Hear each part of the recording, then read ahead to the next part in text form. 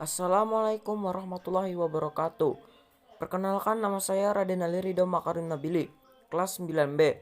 Saya akan mempresentasikan materi biografi tokoh pendiri organisasi keagamaan di Indonesia.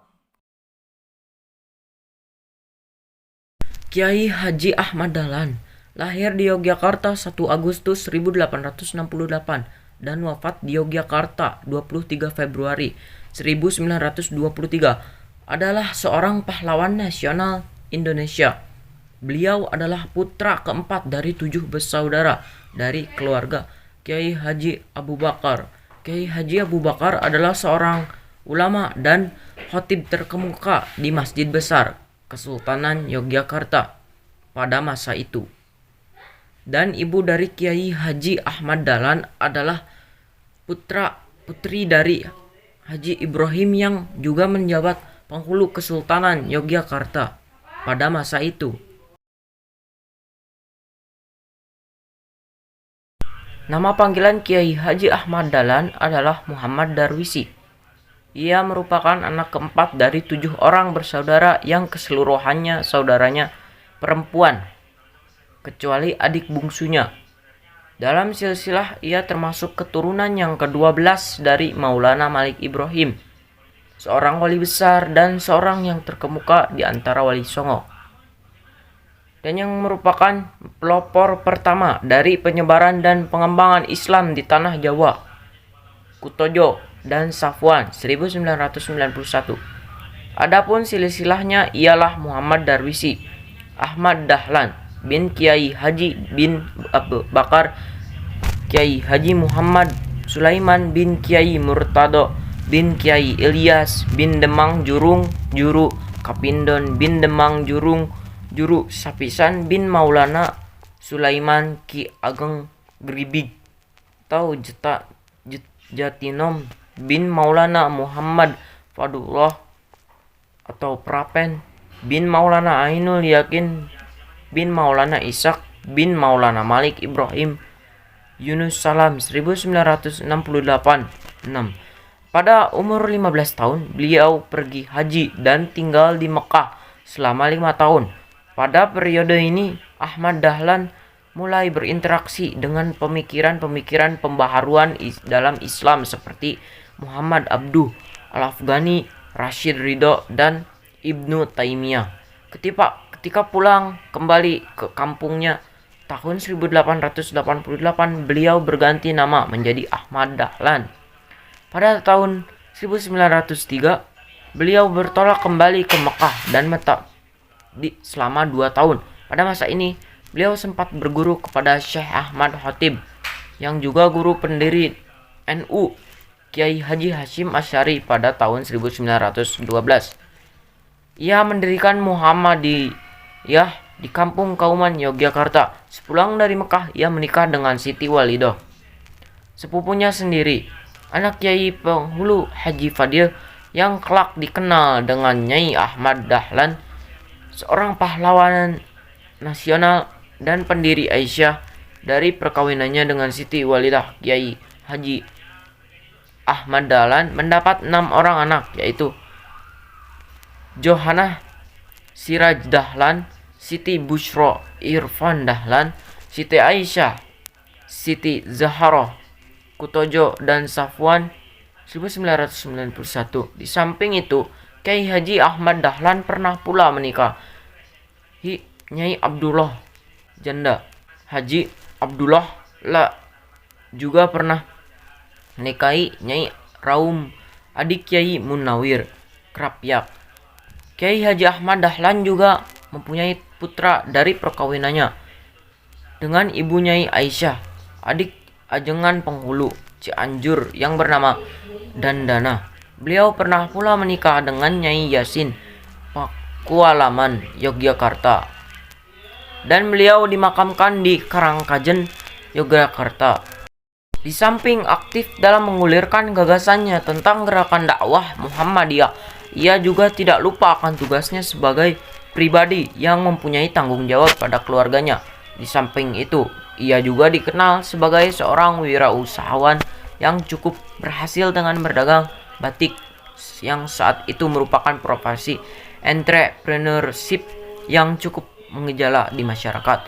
Sebagai seorang yang aktif dalam kegiatan bermasyarakat dan mempunyai gagasan-gagasan cemerlang, Dahlan juga dengan mudah diterima dan dihormati di tengah kalangan masyarakat, sehingga ia juga dengan cepat mendapatkan tempat di organisasi Jamiatul Khair Budi Utomo, Syarikat Islam dan Komite Pembela Kanjeng Nabi Muhammad SAW. Pada tahun 1912, Ahmad Dahlan pun mendirikan organisasi Muhammadiyah untuk melaksanakan cita-cita pembaharuan Islam di bumi Nusantara. Ahmad Dahlan ingin mengadakan suatu pembaharuan dalam cara berpikir dan beramal menurut tuntutan agama Islam.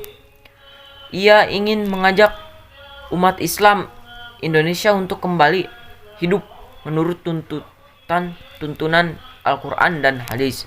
Perkumpulan ini berdiri bertepatan pada tanggal 18 November 1912 dan sejak awal Dahlan telah menetapkan bahwa Muhammadiyah bukan organisasi politik tetapi bersifat sosial dan bergerak di bidang pendidikan. Gagasan pendiri Muhammadiyah oleh Ahmad Dahlan ini juga mendapatkan resistensi baik dari keluarga maupun dari masyarakat sekitarnya.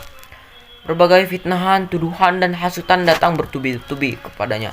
Ia dituduh hendak mendirikan agama baru yang menyalahi agama Islam. Ada yang menuduhnya kiai palsu karena sudah meniru-nirukan bangsa Belanda yang Kristen dan macam-macam tuduhan lain. Bahkan ada pula orang yang hendak membunuhnya. Namun rintangan-rintangan tersebut dihadapinya dengan sabar. Keteguhan hatinya melanjutkan cita-cita dan perjuangan pembaruan Islam di tanah air bisa mengatasi semua rintangan tersebut. Pada tanggal 20 Desember 1912, Ahmad Dahlan mengajukan permohonan kepada pemerintah Hindia Belanda untuk mendapatkan badan hukum. Permohonan itu dikabulkan pada tahun 1914 dengan surat ketetapan pemerintah nomor 81 tanggal 22 Agustus 1914. Izin itu hanya berlaku untuk daerah Yogyakarta dan organisasi ini hanya boleh bergerak di daerah Yogyakarta. Dari pemerintahan Hindia Belanda timbul kekhawatiran akan perkembangan organisasi ini.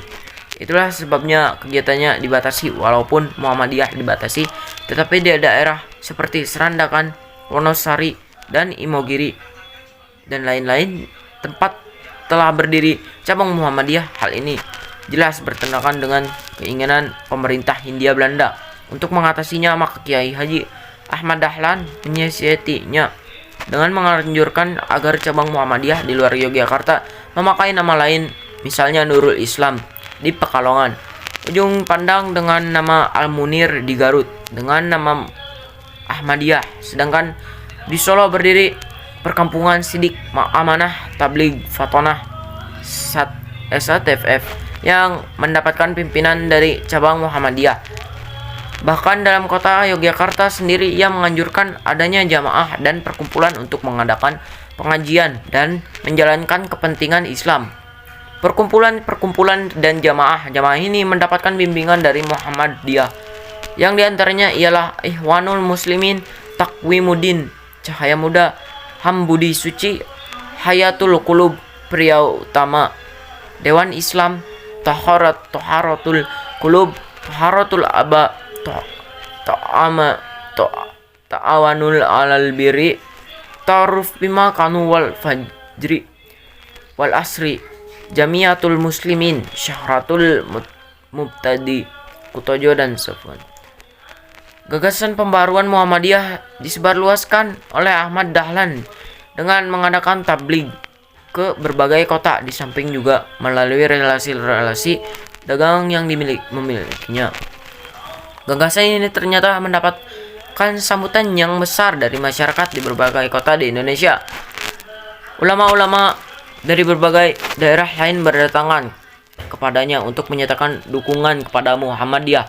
Muhammadiyah makin lama makin berkembang hampir di seluruh Indonesia. Oleh karena itu, pada tanggal 7 Mei 1921, Dahlan mengajukan permohonan kepada pemerintah Hindia Belanda untuk mendirikan cabang-cabang Muhammadiyah di seluruh Indonesia. Permohonan ini dikabulkan oleh pemerintah Hindia Belanda pada tanggal 2 September 1921.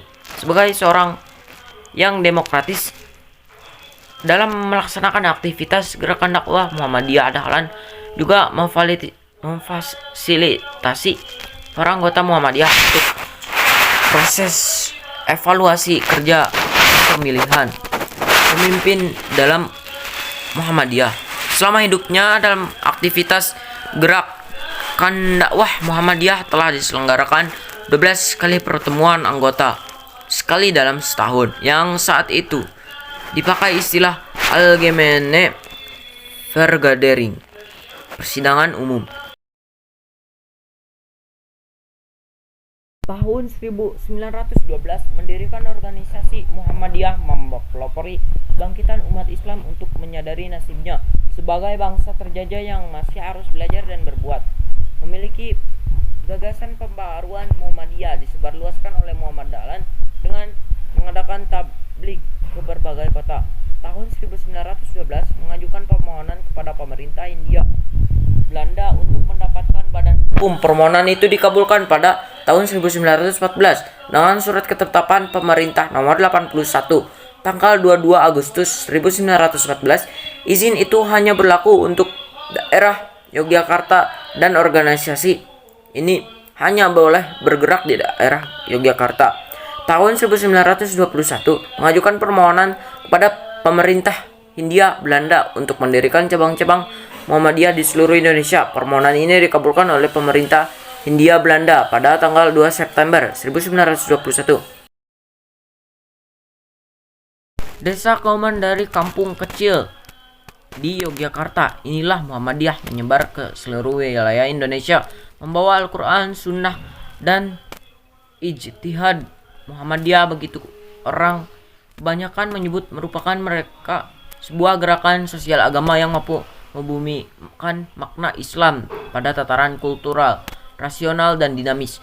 Amal usahanya telah banyak terlihat sebagai bukti adanya organisasi Muhammadiyah, masjid, rumah sakit, sekolah, perguruan tinggi, panti asuhan, panti jompo, dan berbagai amal usaha yang lain merupakan ciri keberadaan Muhammadiyah yang bergerak dinamis tiada henti. Semangat tinggi dalam belajar, menuntut ilmu sampai ke Mekah. Semangat tinggi dalam menghadapi berbagai rintangan dihadapinya dengan sabar, keteguhan hati untuk melanjutkan cita-cita dan perjuangan pembaruan Islam di tanah air, menjadi pelopor kebangkitan umat Islam untuk menyadari nasibnya sebagai bangsa terjajah yang masih harus belajar dan berbuat. Tuliskan biografi singkat Kiai Haji Ahmad Dahlan. 2. Sebutkan peran Kiai Haji Ahmad Dahlan dalam perkembangan Islam di Indonesia. 3. Sebutkan keteladanan yang dapat diambil dari Kiai Haji Ahmad Dahlan. Kiai Haji Ahmad Dahlan lahir di Yogyakarta pada tanggal 1 Agustus tahun 1868 dan wafat di Yogyakarta 23 Februari 1923. Kiai Haji Ahmad Dahlan adalah seorang pahlawan nasional Indonesia. Beliau adalah putra keempat dari ketujuh bersaudara dari keluarga Abu Bakar. Tahun 1912 mendirikan organisasi Muhammadiyah dan mempelopori kebangkitan umat Islam untuk menyadari nasibnya sebagai bangsa terjajah yang masih harus belajar dan berbuat.